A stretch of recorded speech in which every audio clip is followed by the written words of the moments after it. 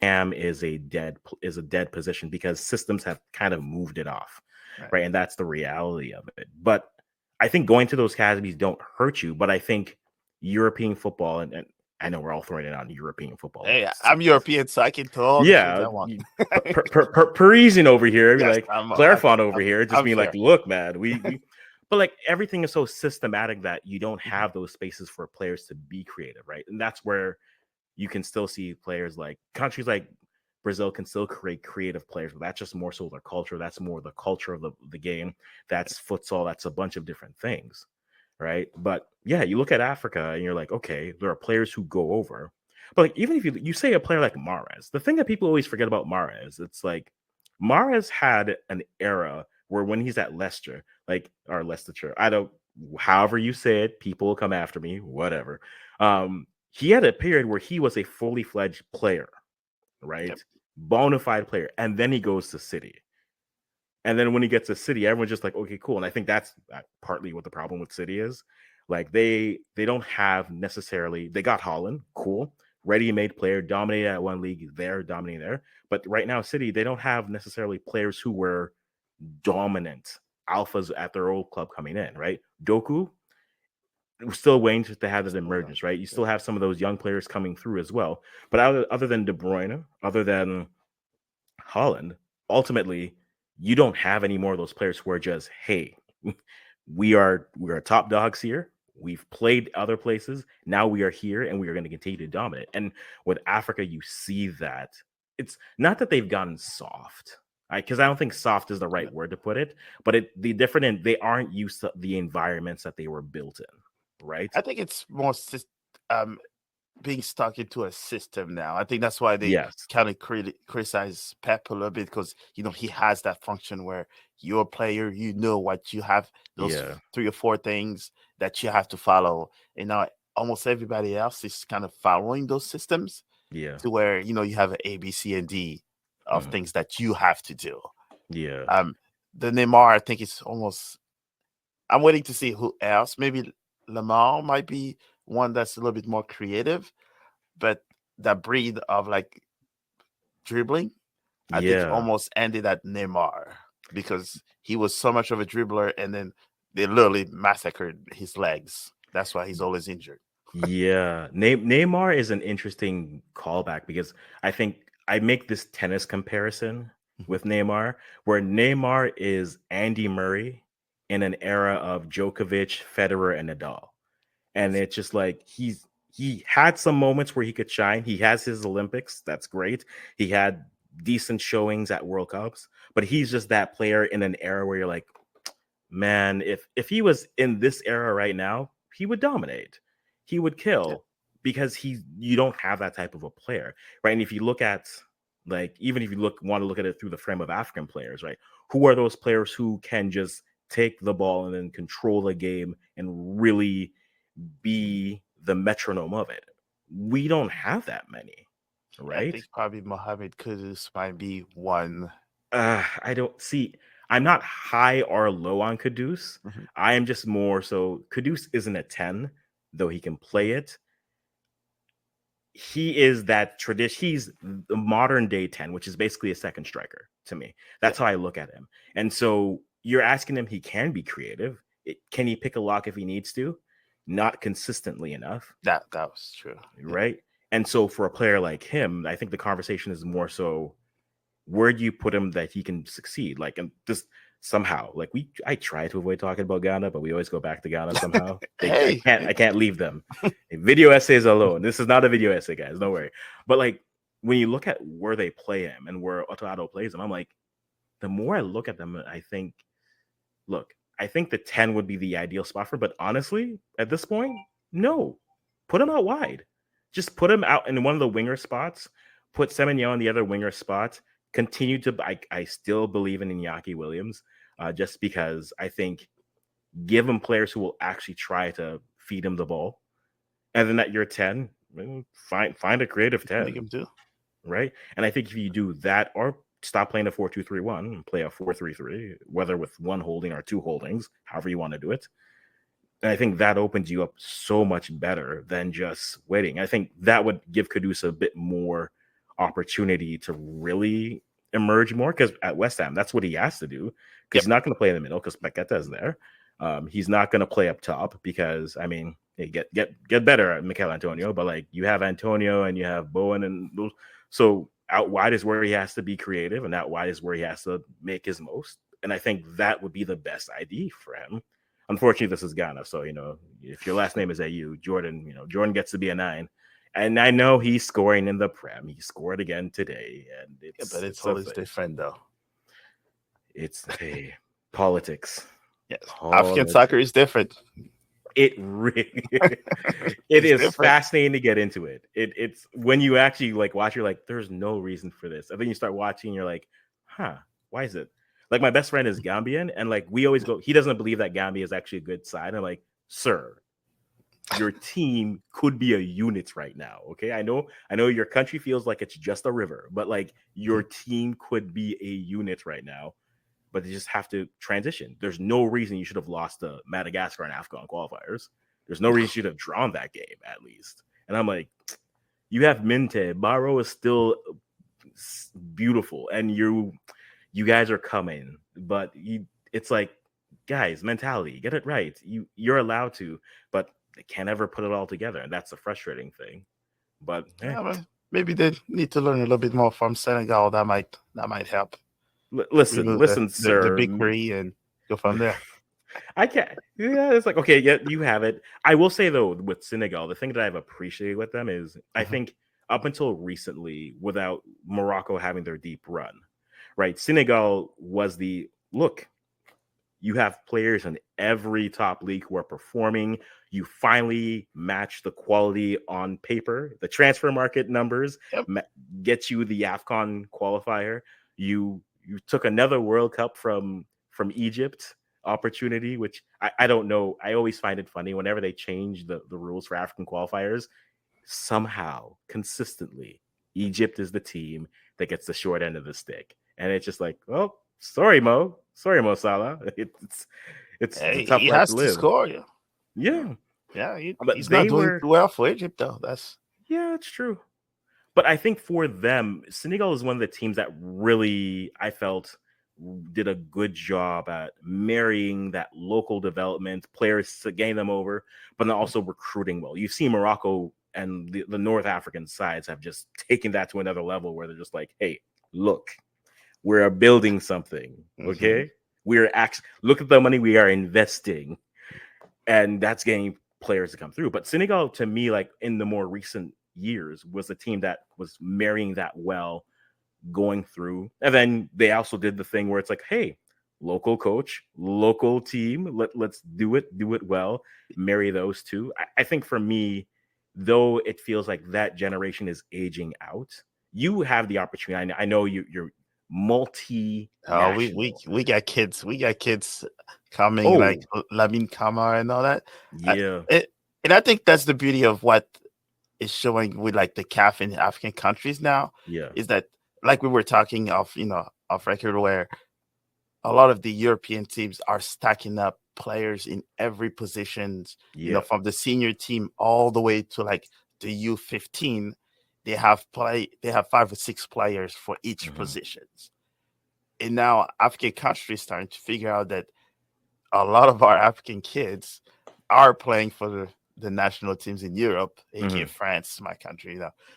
You can see, Africa being built within those systems. Yeah. But now African countries have the opportunity to see that all of these countries have stacked up those players. So you're most likely not going to make it to the first team unless you're a Lamine Lamar, where you're a 15-year-old prodigy. So now those countries have the opportunity to say, hey, you're a French Senegalese. Dude, you're not going to make it for the French national team. True. Because there's 15 others that are waiting and 5 of them are Senegalese. Yeah. So come play with us. We have the infrastructure. You saw what we did. You saw that, previous World Cup, Senegal has beat France. You saw that we have the same system. A lot of the Senegalese players do play in France and others. So it's almost the same system. It's just that now you have more opportunities to play in front of the world. Yeah. Because Senegal, Egypt, Morocco has those eyeballs. Yeah. And all of these are French speaking countries. Yep. So they can go to those countries and say, hey, you're Moroccan, but you're also French. We speak French.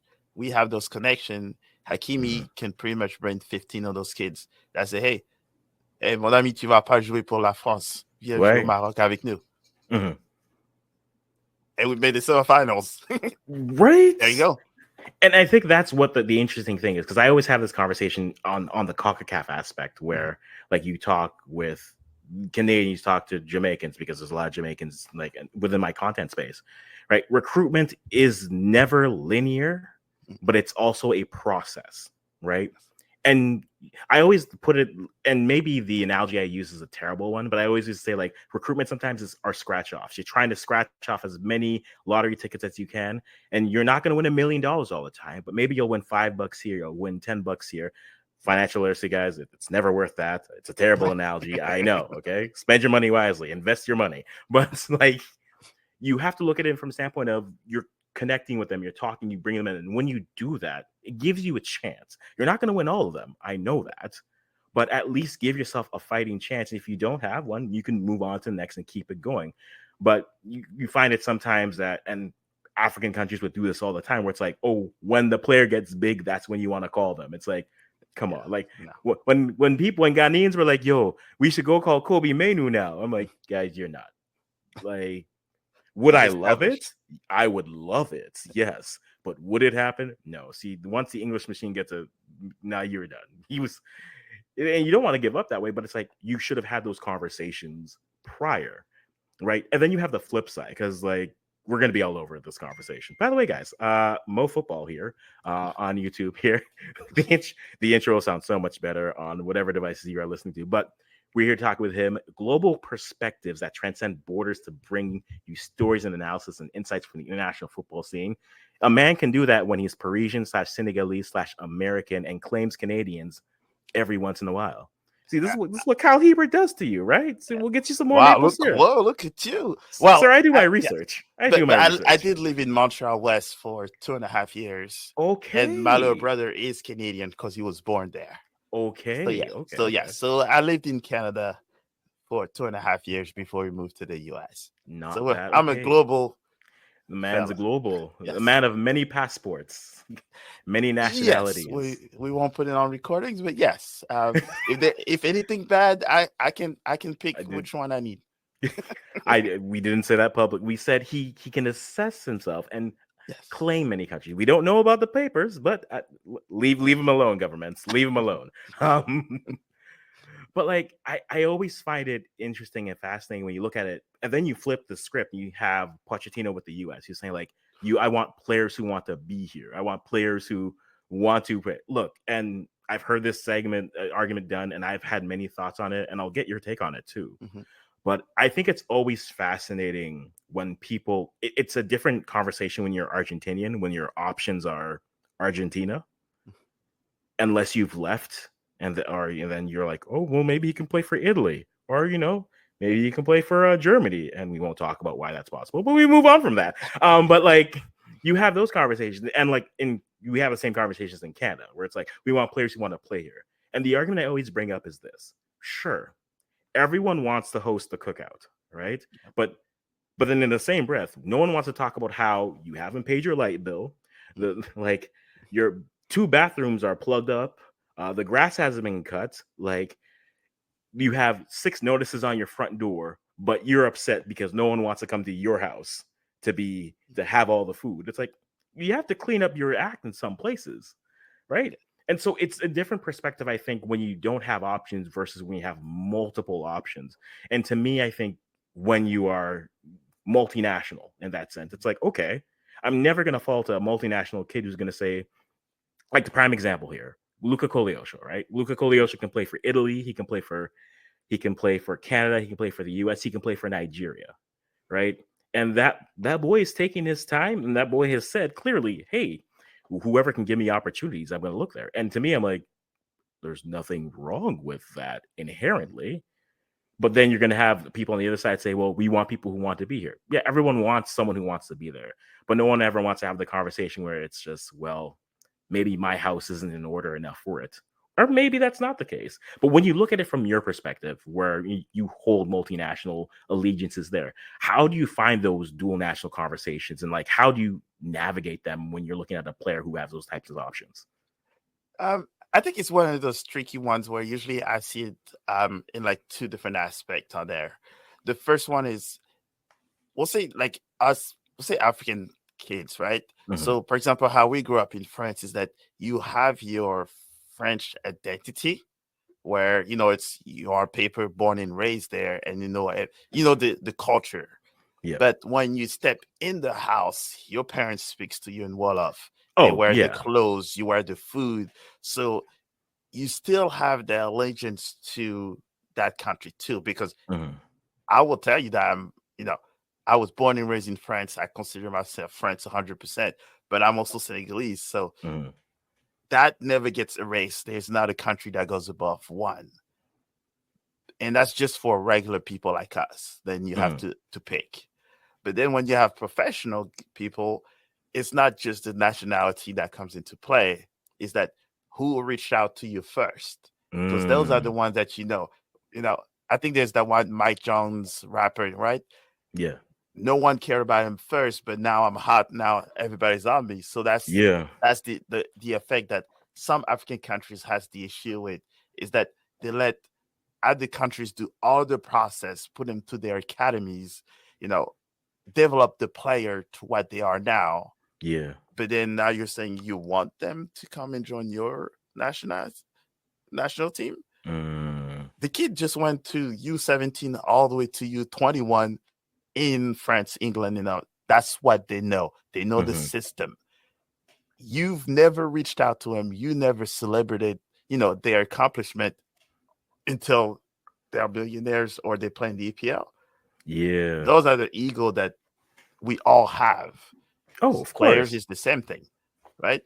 They all grew up and they all were known. They know those countries.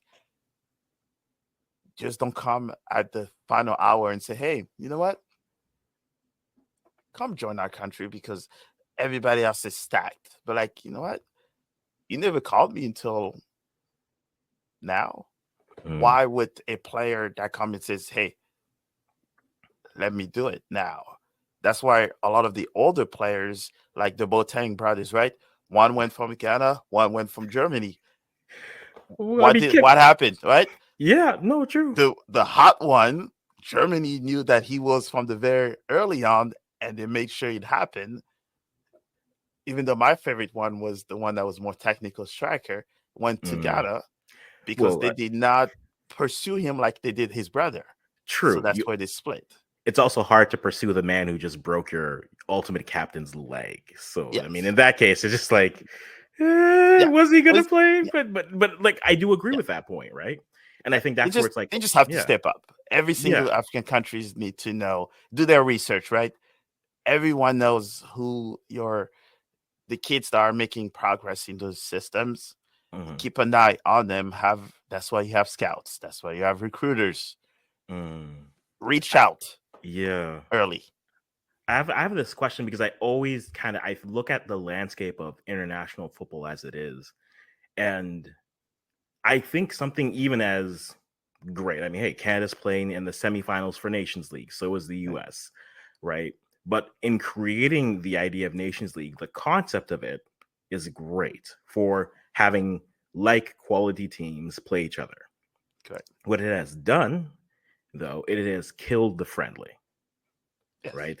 And the friendly, not to say that every country was looking for that, but friendlies were perfect opportunities for you as a nation to say, hey, come on in, check us out, no pressure, right?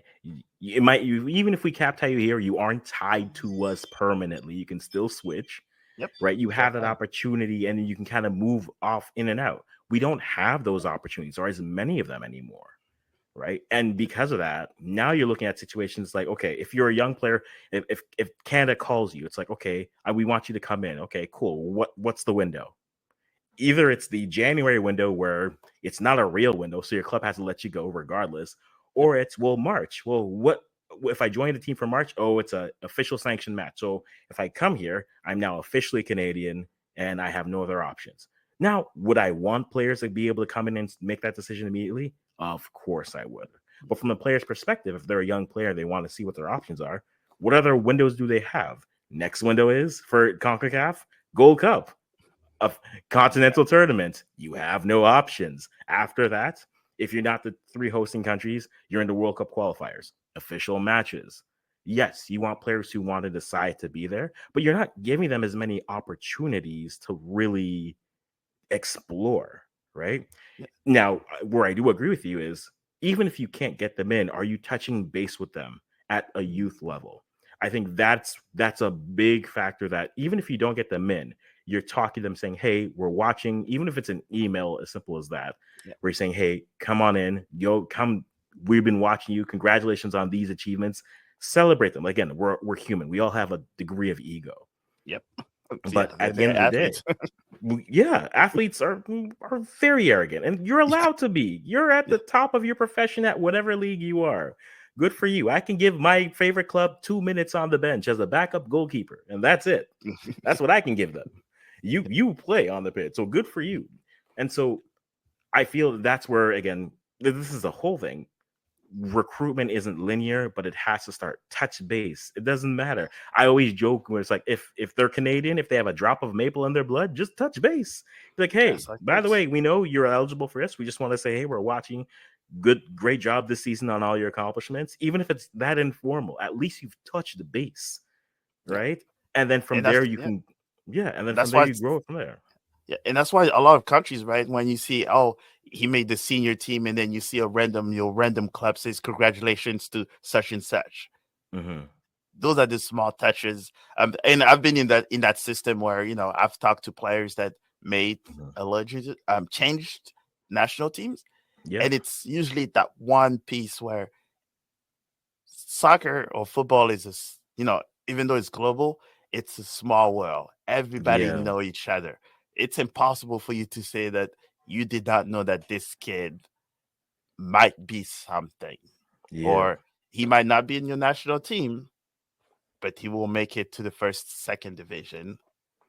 And there will be a time where someone will get injured or will not decide to join your country. That's where the time you reach out to. They have to play the long games, and I think some African countries are starting to understand that Yeah. they have the golden. To be honest, I think there's a lot more better player in Africa than Europe and others. They just have to provide them those opportunities. It's opportunities, which I agree with, because I always get into this argument with people who are like, there's local players who are as equally talented as others who didn't get the opportunity. I'm Oh, like, better. and I don't deny Yeah. that. However, because the football world is a small community relative to the world, it's about connections and it's about credibility. And that in that case, that comes down to knowledge assessment, right? One of the biggest things I think that holds back some developing countries, and you can even look at like CONCACAF nations here, it's like, okay, you may have talented players, right? We look at Canada, right? Mhm. Moise Bombito goes from playing semi-pro 2 years ago to getting drafted. Now he's Ligue 1, right? Now, for the Canadian, it says, I'll say, yeah, we have that talented players. If you look at the conversations, there are even our most talented players. You'd have those conversations and say, yeah, there were probably 4 or 5 players who we all thought we would go, but I was going to who made it, whether that's opportunities or what have you. But then sometimes I find that we don't ever come back to the okay, if everything is relationship built, where's the coaching? Are we, if you have this, like, you know what I mean? Like, if you have that standard of player, at what point do you say we need to bring our teaching level to the point that matches the potential of the players that we have? Because until we do that, then it's like you're trying to catch fish with a ripped net. You might catch one or two, right? And if you're Canada, it's like, okay, good for you, the Davids of the world, the Davies of the world. Those players who can get developed, get to a MLS academy or go straight to Europe, good for them, right? People forget, like back in the day, remember when Balu Tabla was a player? And I'm not trying to throw like shade at Balu Tabla at all, but like Balu came up with Davies. He goes to Barcelona B. Maybe it's the people around him, maybe it's the opportunities, what have you. But talent is always going to be readily available. Do you have the skills to mold it into something that then someone can say, I can now move this and make this greater? Right? Because again, in sports, again, it's an ego thing. You want to be the person who says, hey, we discovered him, we developed him, right? Like look at Jamaica. Like how many clubs are looking, hey, we want to be the next club that says, hey, remember Ricardo, remember BB Gardner back in the day? That's the player. We did that. How many clubs are chasing that? Right? In the same breath, like how many of us, like any country, right? In MLS, who you're trying to create, okay, Davies goes over. Every club is like, well, we can find a Davies that we can sell, or maybe not. Right? At some point, your level of coaching has to be up to that talent. And if you do that, yes, maybe your league grows, maybe those opportunities go, but fine. That's, I think, a conversation that we don't have enough, where it's matching the potential of the players that you have on the ground with coaching that says we want to also push ourselves to be able to push these players towards these higher limits and such. Because it's fascinating that I never really hear it as much. And people have those conversations. I'm always on the outside being like, interesting. Takes notes. Yeah. So we do have some of those, and I think especially on the US aspect of it, I always bring the analogy of the French national team, right? Yes. Where and you see, and I think you're starting to see a lot of the Europeans and some African countries are doing it now, where they understand that you trying to find a player to make it to your national team will take multiple years for them to be included in the system that you want them to play. But what France, for example, did after, I believe, the 98 World Cup was that they saw how well we did on that World Cup. So they did have a process where the entire country will follow a system that they want them to build. The French national team's job, it's to build the next first team, right? So they will follow that process. Anyone that goes to, I believe, U15 all the way to the first team have almost some of the same coaches. They go to Clairefontaine, once, twice a month, so that they learn the system of what they want them to play with. That's why you go to the Olympics, you saw with France. If you look at the roster, we're all talking about Ligue 1 starters. We're talking Bayern Munich starters, and they're all under the age of 21, but they've all played together for almost 3 or 4 years already. And now they're progressing to the first team, so they all know each other. Pogba, Mbappe, Griezmann, all of these guys grew up together. They've went from academies all the way to the pros to the first team. They're all best friends. Now we have, American teams, African teams that plug the good players that are now known and put them in the national team and says, we'll teach you how we play. Yeah. Before you know it, it's 4 years and you're at the World Cup and they're still trying to figure out how they play. Germany, they all know each other. England, it's a different discussion where I think they need to send more players outside of England if they ever want to win the World Cup because they're stuck in their ways. But you're starting to see it has to start early for them to show. Morocco, they started early, and then they have their main players. Hakimi, they know that he's the guy. Yeah. No matter your ego is, he's the alpha dog, and everybody will play according to his plan. That's what the other countries need to do. Senegal, Mane, Koulibaly, all of these guys, they know who you play for. Yeah. So I think that's the part that's kind of missing in our North American friends, I guess we'll call it, for us to actually win the World Cup, is that stop bringing players and says you have 5 nationalities and then come and play for us? See, I'll push back on that to a degree. I think you can still bring those players in, but not I 10 mean, or 5 at a time. look, I know everyone will look and be like, okay, yes, you're not going to have a full transfer window before every World Cup. There's a degree where that conversation is true. You can have players, but again, where's the stability of your federation? Where's the stability in your coach, right? Those things matter. If a coach is going to come in and say, I want to play this style, I'm looking for these types of player, right? US, Klinsmann had his players that he wanted to play a certain style. All dual national Germans. Cool. They came in, they did a job. It was great, right?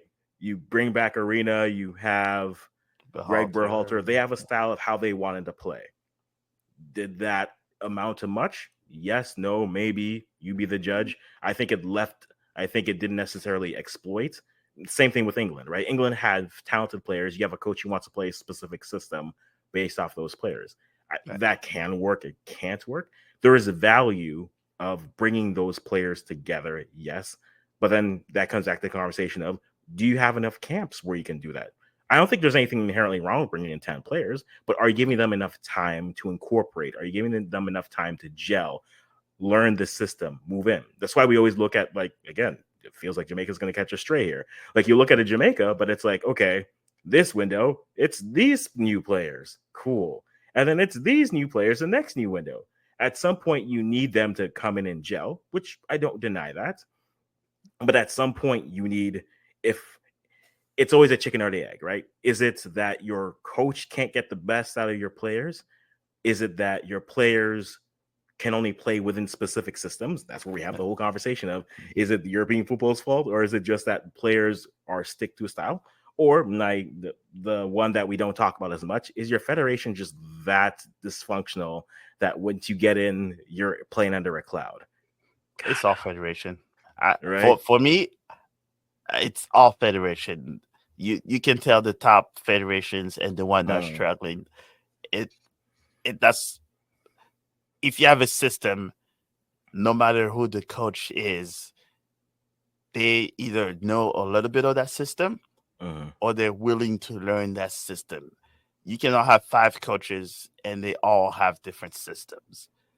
Senegal, we lost, one has retired, but our replacement was in the system. Yeah. So it's a continuous process.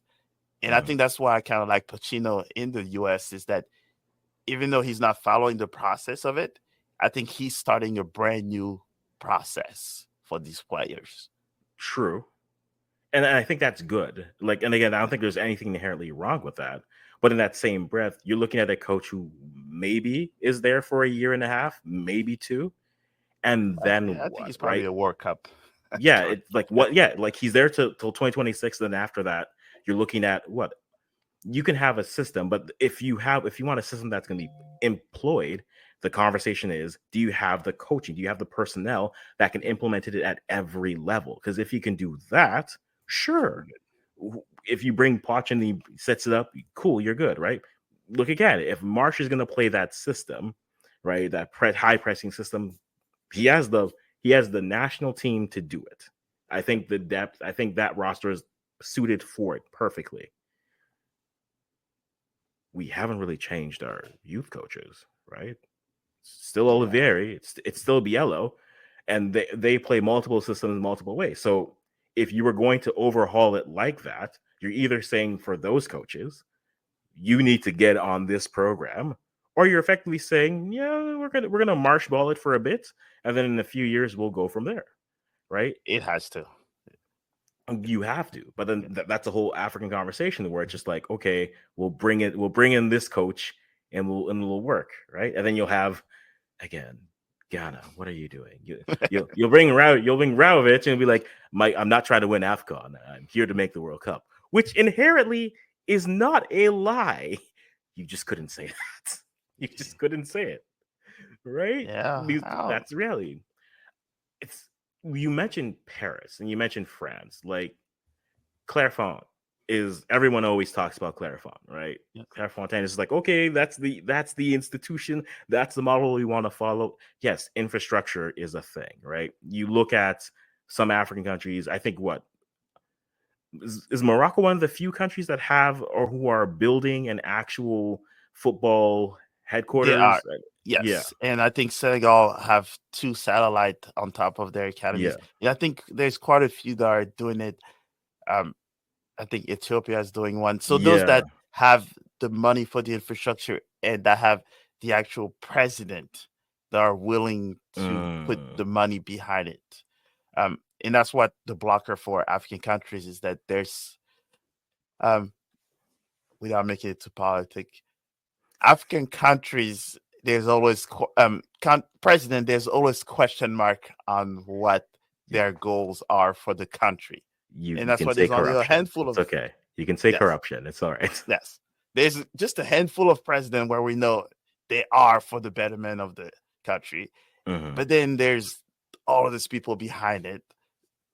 So I think so that's where Clairefontaine always comes into play, is that they have, Clairefontaine is just the big house. Hmm. They have satellite houses everywhere in the country. Yeah. They have scouts that go in everywhere in the country. They bring in coaches in those small communities to teach them how they are coaching. That's why Hmm. the MLS send some of their coaches to Clairefontaine to see Hmm. how that process is going. And it's just a question of learning that soccer is not just the hot first team. You have 21, you're on the 21, the 17, 15, 11. Yeah. These are that's how you know your future will look bright. Is that Hmm. if you have they have World Cup for every age groups. Yeah. You have no excuse not to have your country goes to those, to develop kids to know what it is to play in front of a big stage, Hmm.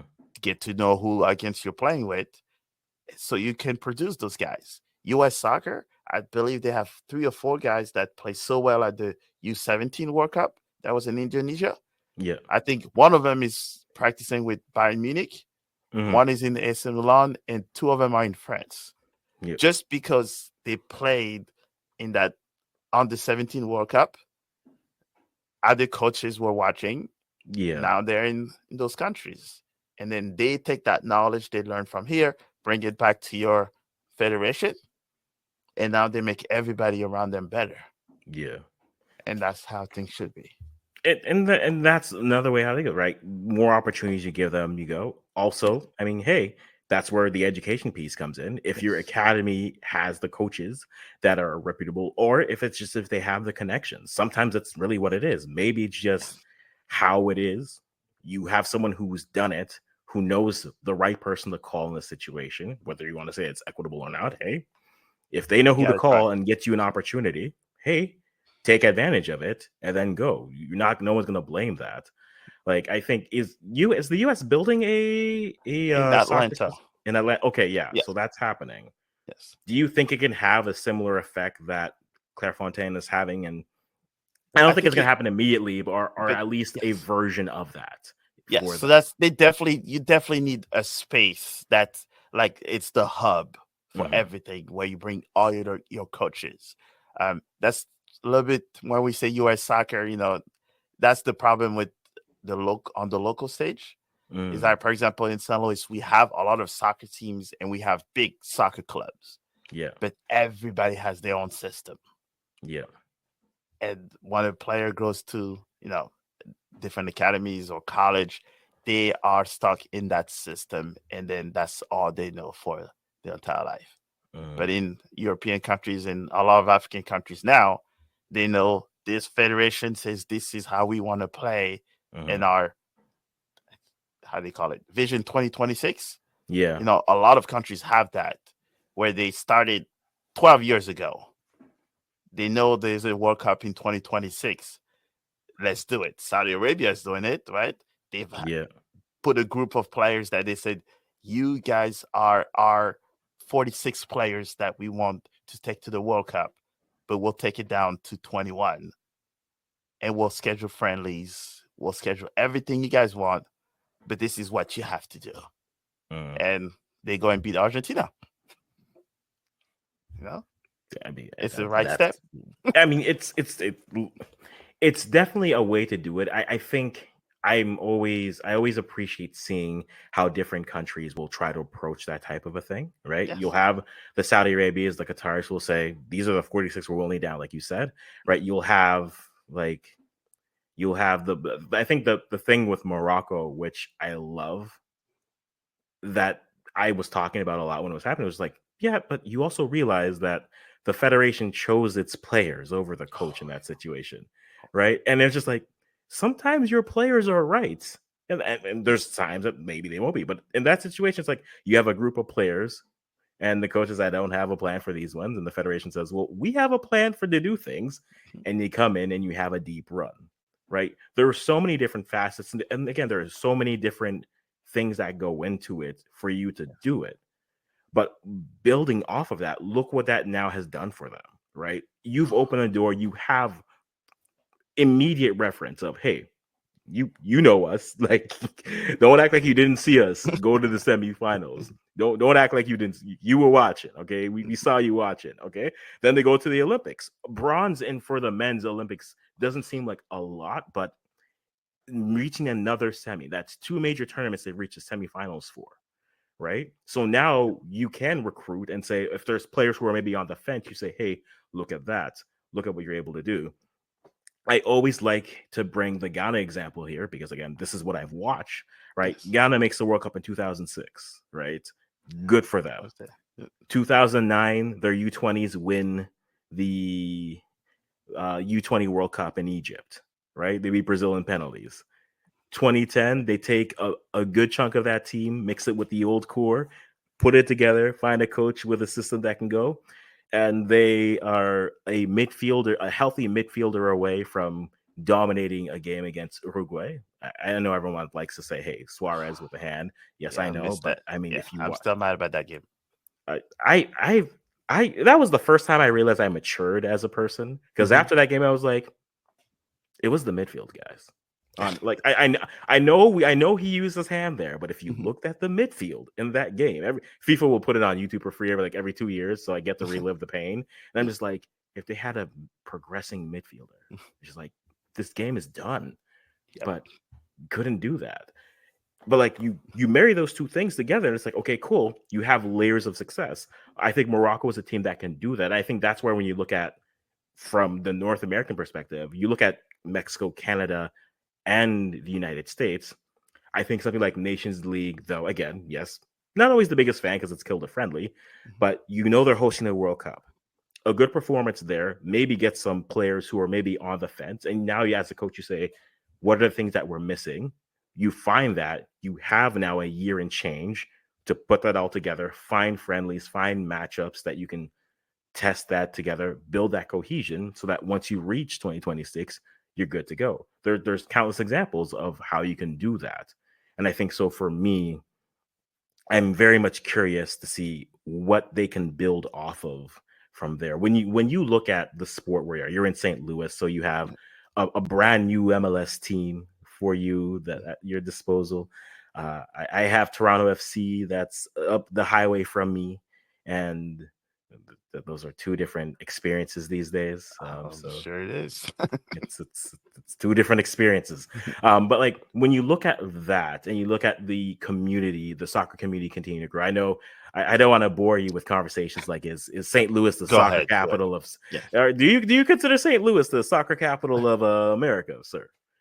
With your headquarters going to Atlanta. It's very close. I think if you look at the history, I think that's where I think there's the one part they say maybe the first capital. Yeah. That could help, especially that, they had the US men that beat England. A lot of these kids were from the hills in St. Louis. Yeah. So they have that history behind. But I think that a lot of the argument is kind of the demographic of where those other, when they've mentioned, oh no, it's in LA or it's because it's in Atlanta. But when they say those areas, because they're saying it's, it's more Latin and that's the reason why they say it's more of a soccer than St. Louis, where it's more Midwest, where they see more pale people around. So they kind of think maybe that's, can't really call yourself that if you don't have some of that culture. But a lot of people are missing is that culture, unless you do your research, you think there's none. I can tell you that, like in St. Louis during the weekends, for example, and I'm a soccer dad. My son plays for club soccer, right? Everywhere you go, if there's grass on the weekend, from Friday to Monday, there is soccer being played. Yeah. St. Louis last year, their season was not the greatest, right? No. But it was a sold out stadium. Home game was sold out every single game. Okay. Right? And everywhere you see, so a lot of the people have been waiting for a soccer team for 30 plus years. Yeah. They're still questioning why they've never had a team so much earlier. They have players from the national team, Team Rim, that's the captain of U.S. Soccer. He's from St. Louis, so they have that history. It's just they did not have the opportunity to show it on the MLS stage. Okay. Because of not having a team. But everyone else internationally knew who they were. So fair. I think it's just what's missing in the US. Maybe it's that history that's not being advertised unless there's an MLS team shown in those countries. Yeah, and I in think those states. Yeah, and I think that's always a conversation when it comes to just the football culture in North America, right? Because you have the culture that you grew up with. So like if you grew up, say African, if you grew up Latin American or wherever you go, I use African because again that's us. Yeah. So you'll grow up and it's like, okay, that's what you watched, right? You knew that you had to get you went to the BBC to find out who won at AFCON. You watch the World Cup, it's because it's on TV, so you're good there. But that's the culture that you have, and I think it's always interesting seeing how that mixes with what the local grassroots level is.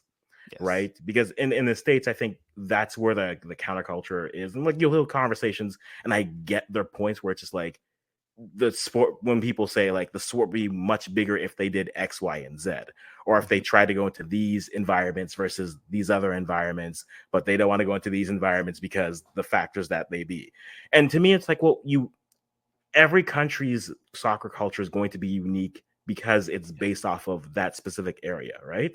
If you're in Montreal and Quebec, it's a different environment than if you are in Toronto, right? Yep. Which is to say different if you are in Florida, if you are in St. Louis, if you're in Columbus. But I think where you see successes there is when you marry that grassroots with the passion that is already brought in, and that synergy then creates an environment where it's just, hey, let's actually enjoy this, right? Let's actually build in a specific direction. And I feel sometimes when you look at some federations, it's like, okay, are you trying to build towards growing the game, so to speak? Or are you trying to grow the game from a perspective of these are our crown jewels, these are the things that are important to us, so look at us. I say crown jewel as if thing, but like, and I think that's where sometimes I think that's where the struggle is. Yes, you can say, from a Canadian looking at American, is like, it's curious that they don't have as many games, say on the West Coast, and people say, well, because there's this and that and that and this. I'm like, well, why is that a bad thing necessarily, right? Because if you're trying to expose and grow the game, you want to show, hey, to me at least, show me the different environment, show me what it looks like in different places. It doesn't need to be a tour of the country, right? Because I think like that's something I always hear in Canada, because in Canada it's always like, why do they always play the games in Toronto or Montreal or sometimes Vancouver? Why don't they play in other places? And my argument would just be like, well, the players like to play on certain surfaces, and that's kind of unfortunately the reality of it. We'll see what changes if they get more grass surfaces. And in Canada, that's an impossible thing because harsh winters, easier to maintain, where grass is not really accessible. In the States, you have more options there. Yeah, but to me, it's like, I think there's a way that you can marry the local scene with that growing culture, because the local scene is not going to be homogenous everywhere, right? It's going to have those different aspects of it, because we bring our language is football, our passion is football, right? And now, but how we write it out may be different for other people. And so I think that's where federations could really tap in to really saying, hey, that's something that we can use to grow and bring more of that interest, more of that growth into it. And maybe that's a little bit partially just because of how we've set up sports in North America. And that's a whole, I try to avoid having the whole like pro rel versus thing, but like I'm all the reality. Right. And that's why I started this whole Mo Football too, was to kind of highlight a lot of the grassroots as well, because I think that's where it's missing in the US a lot. Even though there's a lot of people doing it, it's just not shown in the forefront as much. Yeah. And then it's always MLS, USL. That's all people talk about. But like, there's still NISA, there's still, here in St. Louis St. Louis region is the Midwest PL. So you have all of these kids that are playing sports, youth club that are all doing it. Like, we in our region, I think we have 5 or 6 of the kids that have gone to US youth camps. Yeah. Right.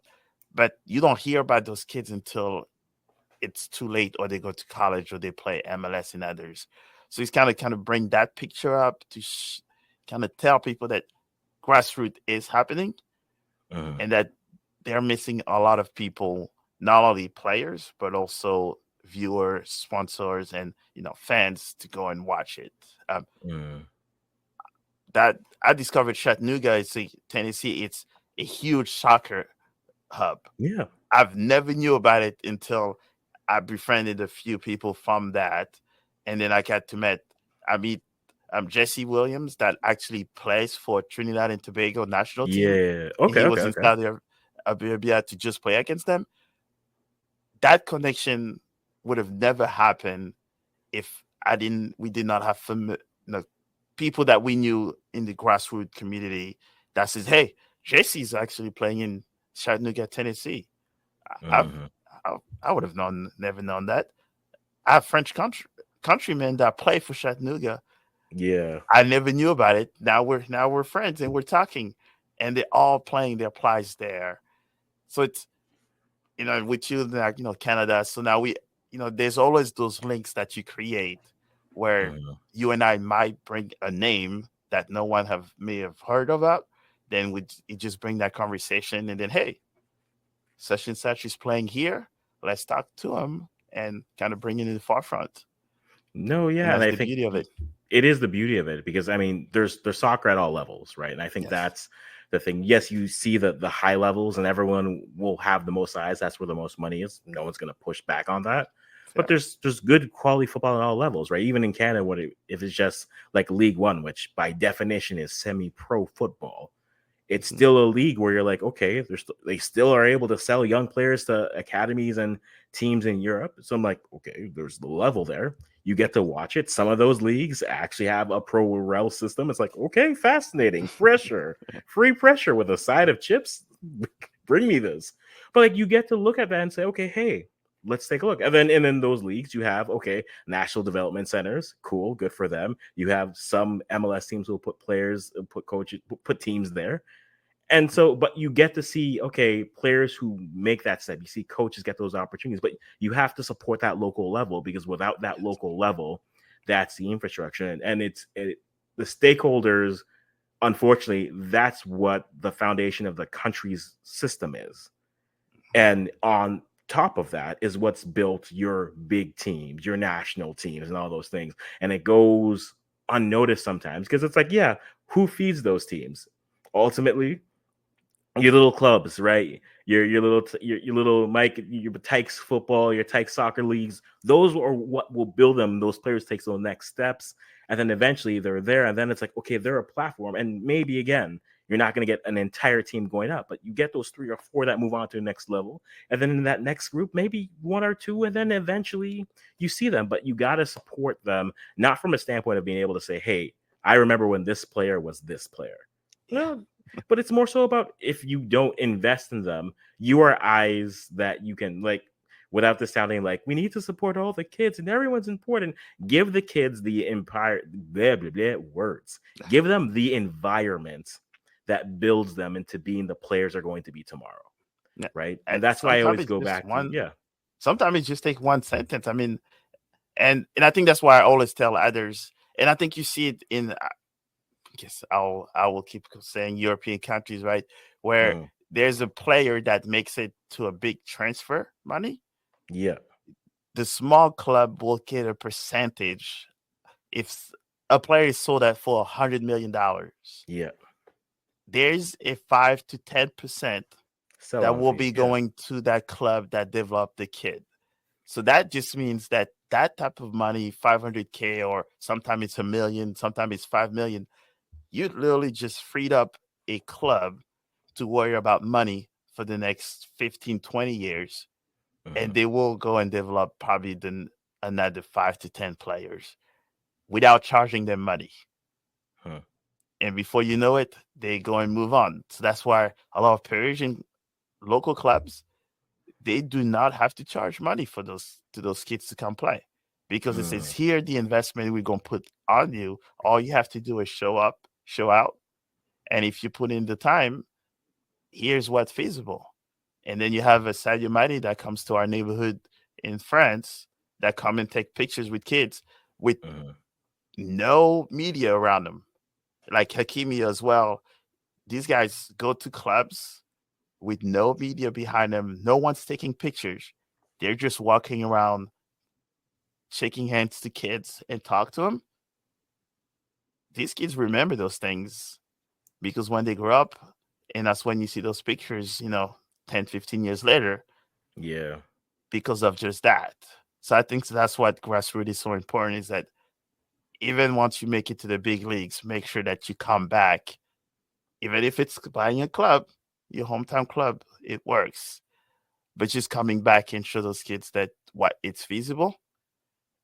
You never know. They might be your next player, or they might be your next coach, or your next executive. Because I always say soccer is not just on the field. Agreed. And I think soccer is always that sport where everyone wants to be. I was joking with my best friend the other day. It was like, yeah, you'll have players who are coming through. It's like everyone wants to be a striker and score the goals, and then eventually you get one or two where the coach is like, no. You're going to go box to box. But what about the box to box?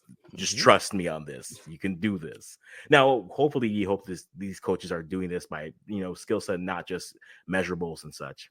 But you mentioned all those things. Would those be some of the things like free academies or things? What are some of the things based off of how you've seen soccer, football being played around the world?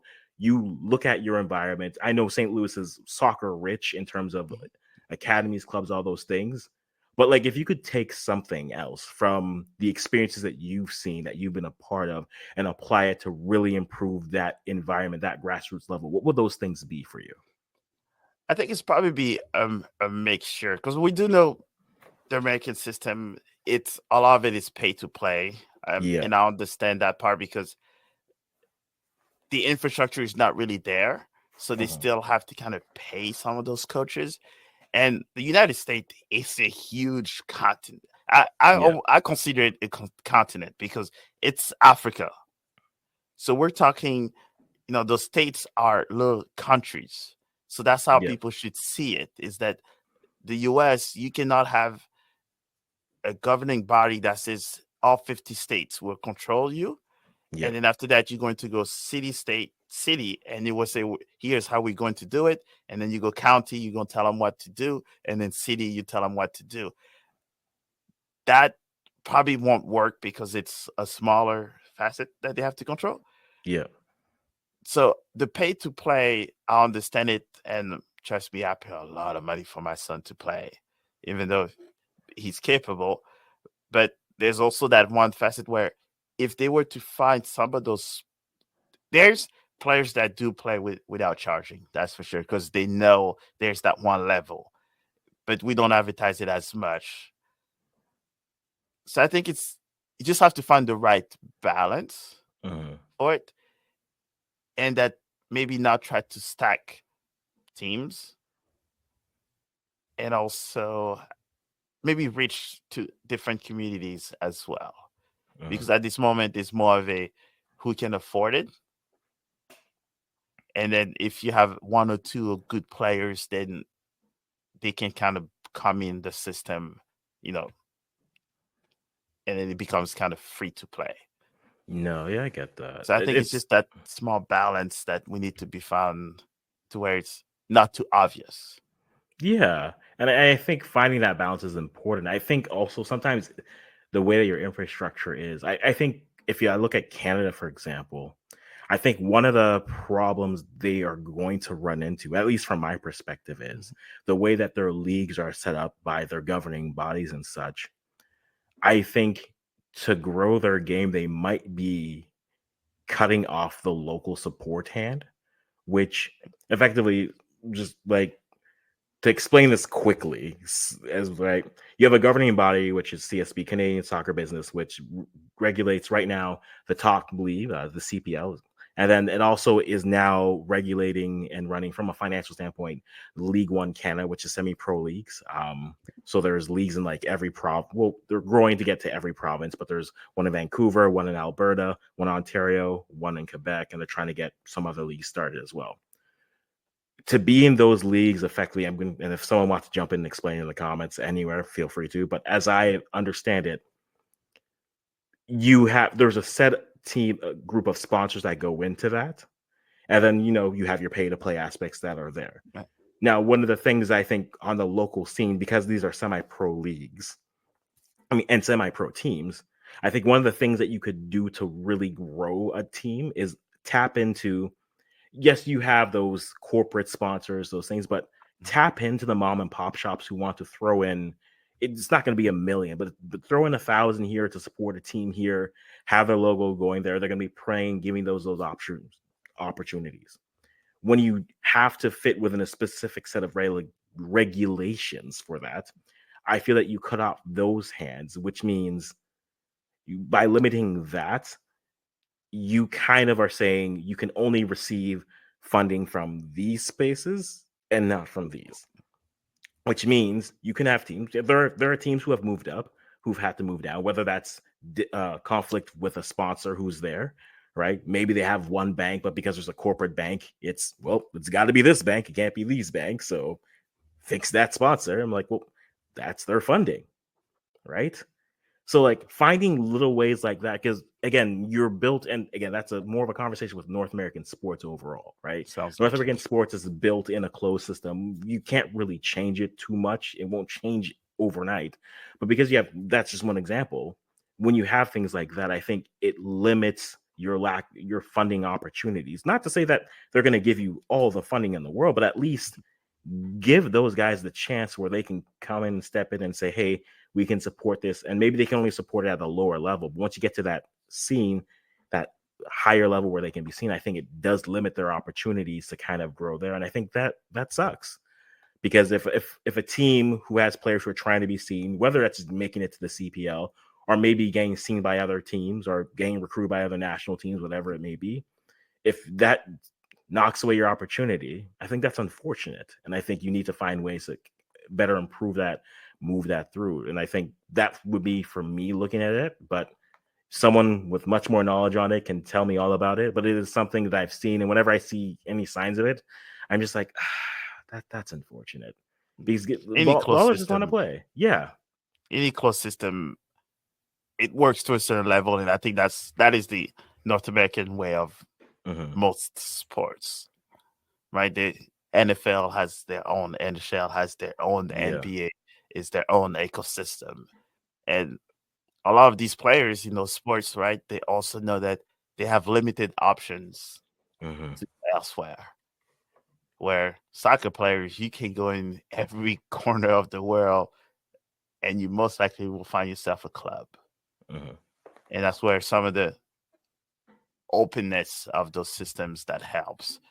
Indeed. And we still have that argument with MLS being closed system. So and where US soccer, even though it's the federation, does not have much power. unless the MLS said so. That's a whole nother conversation.